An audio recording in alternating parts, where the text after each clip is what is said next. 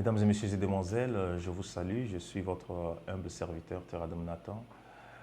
Je viens par la présente pour envoyer un message solennel aux femmes, je dirais à nos mamans, je dirais à nos sœurs et aux femmes d'une manière générale.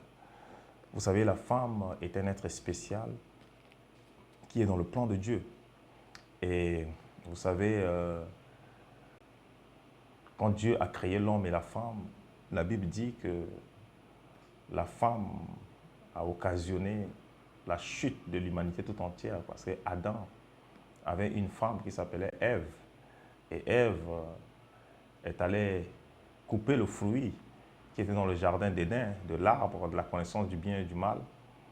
Et elle en a donné à son mari. Et à partir de là, la malédiction est entrée sur notre planète. Toutes les souffrances que nous avons aujourd'hui est partie de ce péché. Nous appelons cela le péché originel.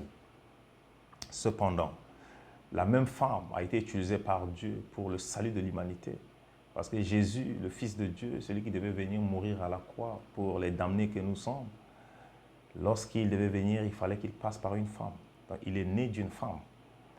Et vous savez, la même femme qui a occasionné la chute de l'humanité, la même femme également a été à la source, à la racine de la bénédiction, de la grâce, de la faveur et du salut de l'humanité. Alors, je vais partager une pensée avec vous dans la parole de Dieu pour interpeller les femmes, interpeller nos mamans, interpeller nos sœurs à la grâce et au potentiel que Dieu a déposé en elles. Ce que je vais vous partager ici, c'est quelque chose, c'est une illumination, c'est une compréhension que Dieu m'a donnée sur les Écritures et je voudrais partager pour que ça puisse aider plusieurs, avec que les femmes puissent réaliser leur potentiel. Vous savez, dans le livre de Jean, chapitre 2, quand nous lisons à partir du verset 1, la Bible dit « 3 jours après, il y eut des noces à Cana, en Galilée. La mère de Jésus était là et Jésus fut aussi invité aux noces avec ses disciples. Le vin ayant manqué, la mère de Jésus lui dit « Ils n'ont plus de vin. » Jésus lui répondit « Femme, qu'y a-t-il entre moi et toi?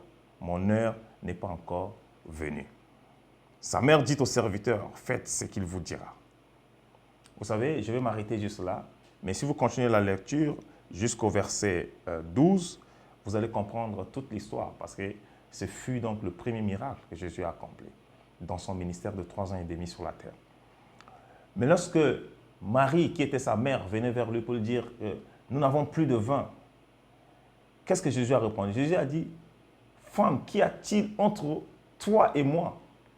Parce que mon heure n'est pas encore venue. » Ce qui a attiré mon attention dans ce texte, c'est que l'heure de Jésus pour faire le miracle n'était pas venue. Le temps indiqué de Jésus pour faire le miracle n'était pas arrivé. Mais une femme l'a amené à faire ce qu'il n'avait pas prévu de faire, ou ce qu'il devait faire, mais que ce n'était pas encore le temps de le faire. Je me suis posé la question, comment une femme peut amener le Seigneur, Jésus, à faire ce qu'il ne devait pas faire, mais ce qu'il ne devait pas encore faire. Et le Saint-Esprit m'a enseigné en disant, si les femmes peuvent comprendre le potentiel que Dieu a déposé en elles, beaucoup de problèmes dans notre société seront résolus. Marie a dit à Jésus, nous manquons de vin. Vous voyez? Nous manquons de vin. C'était une prière. Lorsqu'une femme fait une prière ou adresse une prière à l'Éternel, écoutez, même si Dieu n'a pas l'intention de répondre à cette prière, même si Dieu n'a pas l'intention de faire ce que la femme demande, mais Dieu le fait. Mais Dieu le fait. Cette grâce est une grâce qui a été donnée aux femmes. Qui que tu sois, quel que soit ce que tu fais, ne te sous-estime pas. Ce qui sort de ta bouche est très important aux yeux de Dieu. Et Dieu travaille avec les démons des femmes parce que le cœur des femmes Le cœur de la femme est un cœur qui est attaché à Dieu. Parce que vous savez, quand une femme aime, elle aime de tout son cœur. Et l'amour que les femmes ont pour Dieu, c'est un amour véritable. Comparativement aux hommes où quelquefois il y a un peu d'hypocrisie là-dedans. Si vous êtes une femme, à travers ce que je viens de lire, voici ce que Dieu vous dit. Dans vos maisons, dans vos lieux de travail, dans vos entreprises, peu importe l'activité dans laquelle vous êtes, peu importe les défis dans lesquels vous vous trouvez, peu importe le manque, parce qu'ici, il y avait manque de vin. Si vous ouvrez la bouche et vous demandez à Dieu de faire quelque chose, le Seigneur le fera. Un détail très important pour terminer, c'est que quand vous demandez à Dieu, ne demandez pas pour votre intérêt à vous, premièrement. Parce qu'ici, il était question des noces. Et les noces n'étaient pas les noces de Marie. C'était les noces d'une personne, mais des personnes tierces. Mais Marie a porté la doléance, le défi, ce qui manquait pendant ces noces-là à Jésus. Et Jésus a été favorable.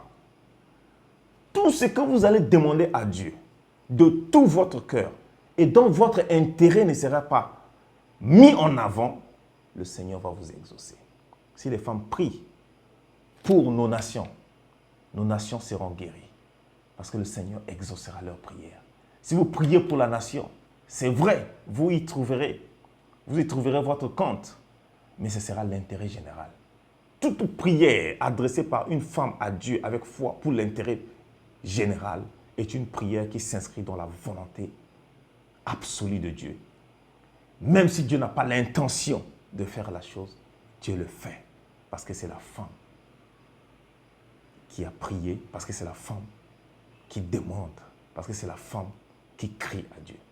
Soyez des femmes de prière dans vos maisons, dans vos entreprises, dans vos nations.